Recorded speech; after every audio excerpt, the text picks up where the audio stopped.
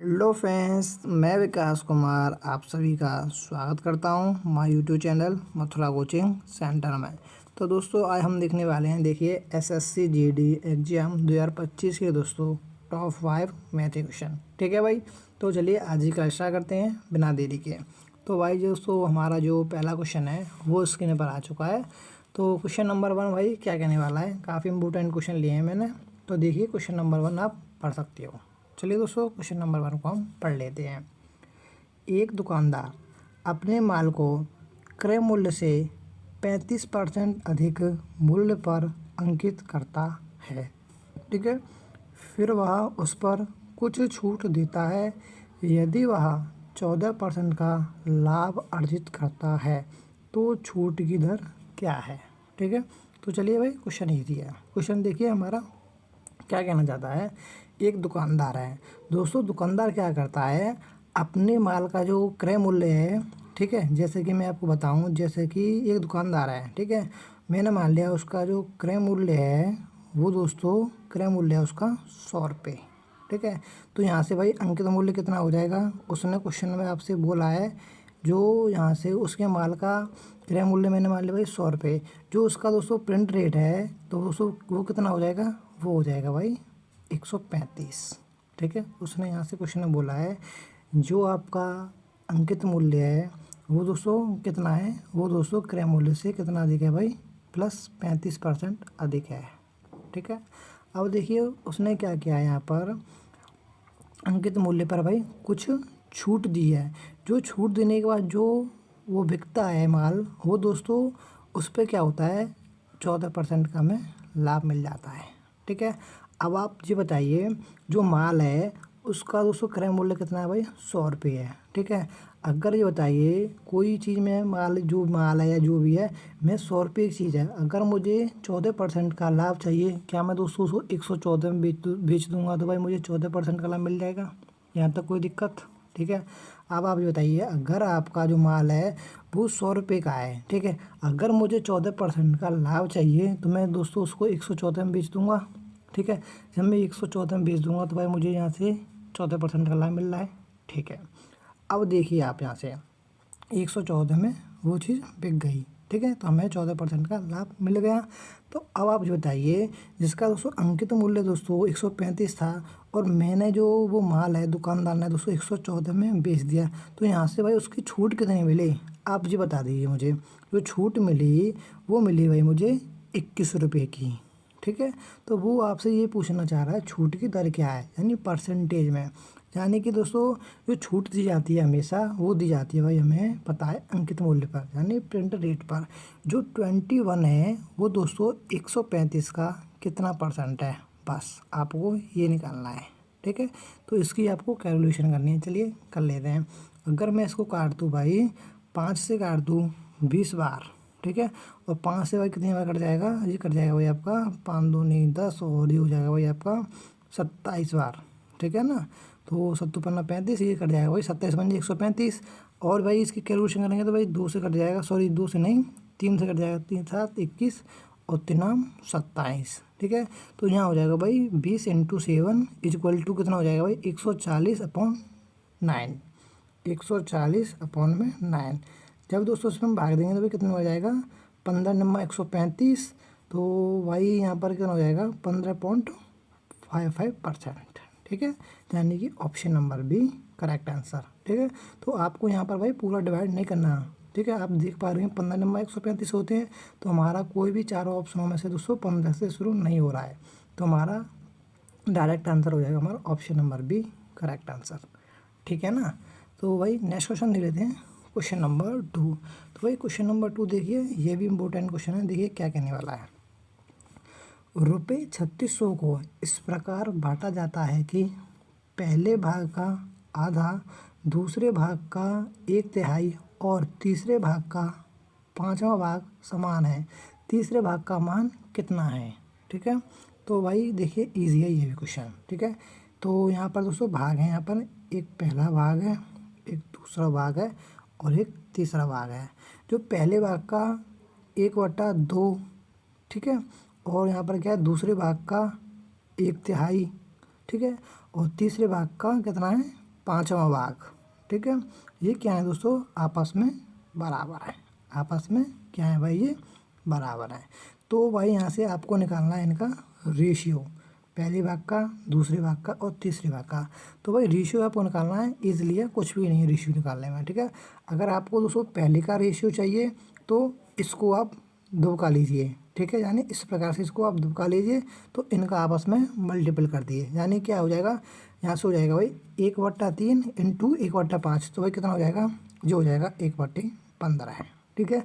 अगर दूसरे का चाहिए तो इसको दुबका लो, अब इनका गुणा कर दो, इन दोनों का, पहले और तीसरे का, तो यहाँ से कितना हो जाएगा 1/2 इंटू 1/5, कितना हो जाएगा भाई 1/10 हो जाएगा, ठीक है। अब इसका निकालना है थर्ड वाले का, तो पहले और दूसरे का गुणा कर देंगे तो कितना हो जाएगा 1/6, ठीक है। तो जो पहले भाग जो है वो 1/15 है और दूसरा भाग है 1/10 है, तीसरा कितना है भाई 1/6 है, ठीक है। तो ये अपॉन में लिखी हुई है, ठीक है। तो मैं इनको क्या करूँगा भाई, सरलतम रूप में लिख लूँगा, ठीक है। तो यहाँ पर लिख लेते हैं, देखिए सरलतम रूप में, जो चलिए यहाँ पर दोबारा समझा लेते हैं, पहला और दूसरा और तीसरा, ठीक है। जो पहला का जो निकल कर आया है भाई 1/15 निकल कर आया है, दूसरे का निकल कर आया है 1/10 और तीसरे का निकल कर आया है 1/6। तो इनको मैं क्या करूँगा दोस्तों, सरलता रूप में लिखूँगा। तो सरलता रूप में भाई मैं किस प्रकार से लिख सकता हूँ, ऐसी संख्या को मैं ऐसी संख्या का दोस्तों इसमें मैं गुणा करूँगा तीनों में, जिससे दोस्तों वो संख्या इनके जो हर हैं उनसे दोस्तों कट जाए, तो वो क्या होती है, वो होती है हमारी भाई एलसीएम, ठीक है। यानी इनका मैं दोस्तों एलसीएम ले लूँगा, हर वाली संख्या है, तो इनका जो एलसीएम कितना हो जाएगा भाई, वो हो जाएगा भाई आपका 60, ठीक है। यानी इंटू हो जाएगा 60 यहाँ, और इंटू हो जाएगा यहाँ 60, और इंटू हो जाएगा यहाँ 60, ठीक है। तो यहाँ से क्या निकल कर आएगा, 15 चौका 60, पहला 4 आ जाएगा, दूसरा 6 आ जाएगा, और तीसरा भाई 10 आ जाएगा। तो यहाँ से भाई हमारे रेशियो क्या निकलेंगे, 2 दूनी 4, 2 तिया 6, 2 पंजे 10। तो हमारे भाई जो रेशियो निकल कर आए, पहले भाग का निकल कर आया है भाई 2, दूसरे का निकल कर आया है भाई 3, और तीसरे भाग का निकल कर आया है 5, ठीक है। अगर मैं इनका टोटल देखूँ तो टोटल कितना है भाई, 5 और 3 8 और 2 10, ठीक है। पर दोस्तों जो हमें क्वेश्चन में दे रखा है वो कितना दे रखा है भाई, हमें दे रखा है 3600 रुपये, ठीक है। समझ पा रहे हो नहीं। अगर मैं देखिए पहले भाग का 2 रुपये दे रखा है, दूसरे भाग का 3 रुपये दे रखा है, और तीसरे भाग का भाई 5 रुपये दे रखा है। अगर मैं इनका टोटल देखूँ तो भाई कितने रुपये बनने हैं, 10 रुपये, ठीक है। बट भाई क्वेश्चन में कितना दे रखा है, 3600 रुपये, ठीक है। तो भाई कितना मल्टीपल है, ये है दोस्तों आपका 360 मल्टीपल, ठीक है। तो ये दोस्तों रेशियो है ना, ये भी दोस्तों 360 का मल्टीपल रहे होंगे, ओके। तो देखिए अब उसने किसका पूछा है, तीसरे भाग का पूछा है। तो तीसरे भाग का दोस्तों हमारा रेशियो क्या है, 5 है। तो हम क्या करेंगे दोस्तों, 5 में क्या कर देंगे भाई, 360 का गुणा कर देंगे, ठीक है। तो चलिए यहाँ कर लेते हैं। तो 360 इंटू 5 इक्वल टू कितना हो जाएगा भाई, ये हो जाएगा भाई आपका 1800, ठीक है। जैसा कि आपका ऑप्शन नंबर भी दे रखा है, ठीक है ना भाई। तो क्वेश्चन भाई ईजी था। चलिए नेक्स्ट क्वेश्चन देख लेते हैं, क्वेश्चन नंबर 3। तो क्वेश्चन नंबर 3 भाई क्या कहने वाला है, ये भी इम्पोर्टेंट क्वेश्चन है। देखिए, वह सबसे छोटी संख्या ज्ञात करें जिसे 8, 9 और 10 से विभाजित करने पर प्रत्येक में शेषफल 1 प्राप्त होता है, ठीक है। तो भाई क्या है, अब उसने क्या पूछा है, वह छोटी से छोटी संख्या बताइए जो 8 और 9 और 10 से विभाजित करने पर दोस्तों क्या दे, एक शेषफल दे, ठीक है।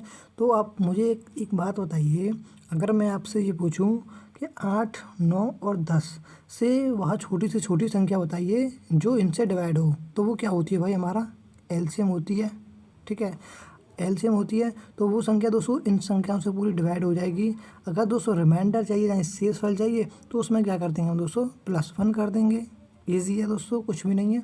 तो भाई क्या होगा, इन संख्याओं का भाई एलसीएम क्या होगा, इन संख्याओं का जो एलसीएम हो जाएगा भाई 360, ठीक है।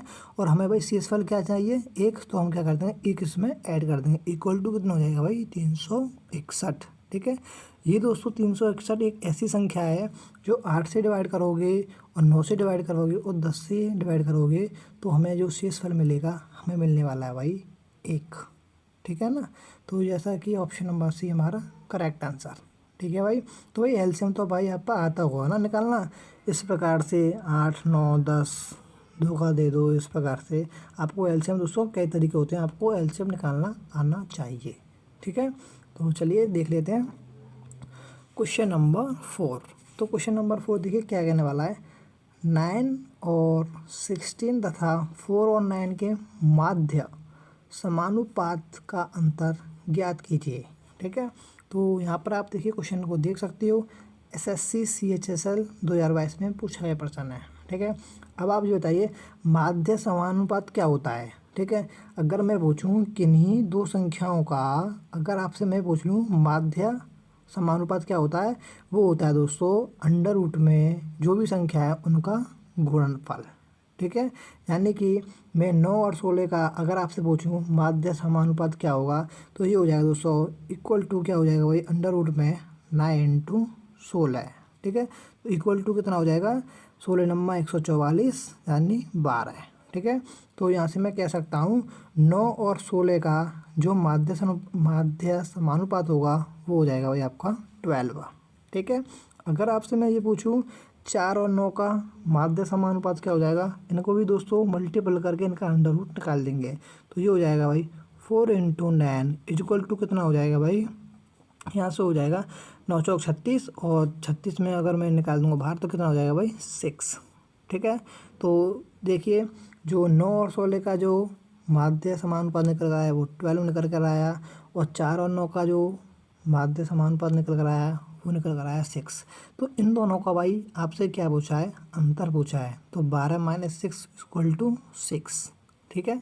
तो हमारा जो आंसर हो जाएगा भाई option number B correct answer. Okay.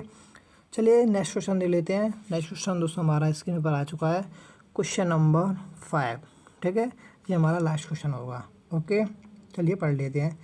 एक गणना के दौरान 18 पूर्णांकों का औसत 41 निकला। बाद में ज्ञात हुआ कि औसत की गणना करते समय पूर्णांक 127 को गलती से 341 कॉपी कर लिया गया था। सही औसत ज्ञात कीजिए। ठीक है। तो ये भी भाई क्वेश्चन ईजी है। तो भाई देखिए क्या होता है, एक गणना के दौरान देखिए जो 18 पूर्णांक थे, जो 18 पूर्णांक का जो एवरेज निकल कर आता है वो निकल कर आया था भाई 41। ओके। अब आगे क्या होता है, इनमें से दोस्तों किसी एक पूर्णांक को हमने क्या किया, 127 की जगह दोस्तों कितना पढ़ लिया भाई, 341 पढ़ लिया। ठीक है। तो जो एवरेज निकल कर आता है वो निकल कर आता है 41। ठीक है। समझ पा रहे हो या नहीं। देखिए 18 जो पूर्णांकों का जो एवरेज है वो 41 है। ये 41 दोस्तों कब है, जब उनमें से एक पूर्णांक को 127 को हमने लिख लिया था भाई 341। ठीक है। तो भाई आप यहाँ से तुम देख सकते हो भाई एक्स्ट्रा लिखा है, तो जो एवरेज आने वाला है वो भी दोस्तों क्या आएगा, एवरेज दोस्तों एक्स्ट्रा आने वाला है। ठीक है। तो जो सही औसत होगा वो दोस्तों 41 से कुछ कम होगा। अब वो कितना कम होगा हम उसको निकालेंगे। ठीक है। उसने यही पूछा है कि सही एवरेज ज्ञात कीजिए। तो अब ये बताइए 127 हमें लिखना था बट हमने लिख लिया कितना भाई 341। तो भाई कितना एक्स्ट्रा लिख लिया, इसका अगर मैं अंतर करूँ 341 और 127 का अंतर मैं कर लेता हूँ। ठीक है ना भाई। तो 11 में 7 के तो 4 और 3 में से 2 तो भाई 1 बचेगा, और 3 में 3 के तो 2। यानी उसने दोस्तों क्या हुआ, हमने दोस्तों कितना एक्स्ट्रा लिख लिया था, हमने एक्स्ट्रा लिख लिया था भाई 214। ठीक है। अब ये 214 जो दोस्तों बटा होगा, ये दोस्तों कितने जनों पे बटा होगा, 18 जनों पर, क्योंकि दोस्तों 18 पूर्णांक थे। तो क्या हो जाएगा भाई 214 अपॉन में 18। ठीक है। तो ये क्या हो जाएगा दोस्तों इतना, ये दोस्तों 41 में एक्स्ट्रा है। ठीक है। तो इसको मैं दोस्तों घटा दूंगा तो मेरा सही एवरेज निकल आएगा। ठीक है। तो चलिए कर लेते हैं। तो यहाँ से कर दूंगा मैं भाई 107, 2 से कट जाएगा 107 बार, 2 से कट जाएगा 9 बार। ठीक है। तो मैं 41 में से माइनस कर दूंगा 107 अपॉन में 9। ठीक है। तो इसकी दोस्तों हम कैलकुलेशन करेंगे 9 आ जाएगा। तो यहाँ से हो जाएगा भाई 9 एकम 9 और ये 9 चौक 36, यहाँ से हो जाएगा भाई आपका 369 माइनस के 107 इक्वल टू भाई कितना हो जाएगा। तो यहाँ से भाई अंतर कर लेंगे हम। देखिए तो 9 में से 2 गए तो भाई ये बच जाएंगे आपके भाई 2 बच जाएंगे और यहाँ बच जाएगा भाई 6 और यहाँ बच जाएंगे आपके भाई 262 भागित के 9। अब इसमें भाई डिवाइड करेंगे तो भाई कितना जाएगा आपका आ जाएगा भाई 29 सही 1/9। ठीक है, आप इसमें दोस्तों डिवाइड कर सकते हो जैसा कि ऑप्शन नंबर सी हमें दे रखा है। ठीक है, तो भाई यहाँ पर हमारे टॉप 5 मैथ के क्वेश्चन समाप्त होते हैं। ठीक है, तो भाई अगर आपको वीडियो अच्छी लगी हो तो लाइक करना और चैनल को सब्सक्राइब ज़रूर करना। Okay bye, thank you.